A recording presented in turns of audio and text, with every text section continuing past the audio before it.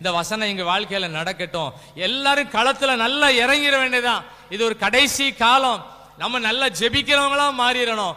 யாராவது ஒரு பிரச்சனையை சொன்னா உடனே நம்ம ஜெபம் பண்ணுவோம் அப்படின்னு சொல்லணும். ஆமென் ஆமென். என்ன செய்யனே தெரியல அப்படின்னு சொன்னா அதுக்கு பதில் நம்ம என்ன சொல்லணும்? ஜெபம் பண்ணுவோம். கர்த்தர் அதிசயங்களை செய்வார். ஒரு எக்ஸாம்பிள் கூட சொல்லுதேன். படிச்ச படிப்புக்கு வேலை இல்லையே, எனக்கு இன்னும் வேலையே கிடைக்கலையே அப்படின்னு சொன்னா என்ன சொல்லலாம்? என்ன சொல்லலாம் சொல்லுங்க? நம்ம எல்லாரும் ஜெபம் பண்ணுவோம். கர்த்தர் உனக்கு அதிசயங்களை செய்வார். இப்படிலாம் சொல்லக்கூடிய ஒரு தைரியத்தை நம்ம கர்த்தர்ட்ட வாங்கணும். எப்படி வாங்கினாரு இந்த தாவீதுன்னு சொன்னா, அவருக்குள்ள ஒரு விசேஷித ஆவி உள்ள இருந்துச்சு.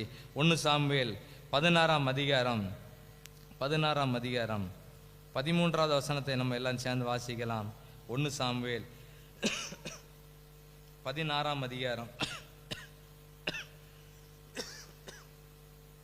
13வது வசனத்தை வாசிக்கும் போது எல்லாருக்குள்ளேயும் எப்படி ஒரு அனுபவங்கள் கிடைக்கணும். முதல் குறிப்பு, தாவீது சூழ்நிலைகள் மத்தியில நல்லா ஜெபிக்க பழகிட்டார். ரெண்டாவது, தாவீது சூழ்நிலைகள் மத்தியில் அவர் அபிஷேகத்தோடு இருந்தார். 1 சாமுவேல் 16ஆம் அதிகாரம் 13ஆம் வசனத்தை எல்லாம் சேர்ந்து வாசிப்போமா? அப்பொழுது சாமுவேல்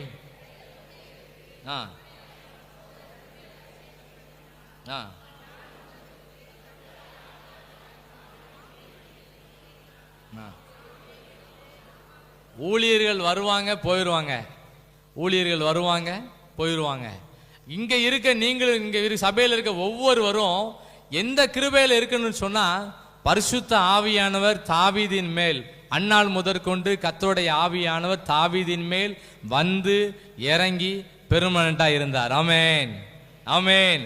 யாருக்குள்ளெல்லாம் பரிசுத்தாவின் அபிஷேகம் தங்கி இருக்கோ அவங்க வாழ்க்கையில எப்பேற்பட்ட நெருக்கடியில் வந்தாலும் ஜெயிச்சு வந்துருவாங்க. ராஜாவே ஆர்டர் கொடுக்காரு, தாவீது என்ன பண்ணுங்க, க்ளோஸ் பண்ணுங்கன்னு சொல்றாரு. தாவீது வீட்டுல கட்டில தூங்கிட்டு இருக்காரு.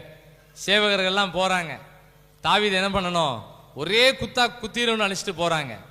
கடைசியில தாவீது தூங்கிட்டு இருக்காருன்னு சொல்லி அங்க ஒரு டிராமா பண்ணாங்க. அவர் ராஜா சொல்றாரு, கட்டிலோட என்ன பண்ணுங்க, தூக்கிட்டு வாங்கங்காரு. ஜன்னல் வழியா கட்டிலோட என்ன பண்ணுவாங்க, கீழே கொண்டு வந்தாங்க. இப்படிப்பட்ட நெருக்கடிகள் பல விதங்கள்ல இருந்தாலும் ஆண்டவர் தாவீதை அழகாய் பாதுகாத்தார். ஆமென். எவ்வளவு நெருக்கடிகள் உங்களுக்கு எனக்கும் வந்தாலும் யார் இந்த அபிஷேகத்தோடு இருக்கிறோமோ அவங்கள கர்த்தர் எல்லா பகுதியிலையும் பாதுகாப்பார். ஆமென் ஆமென் ஆமென் சொல்லுங்க.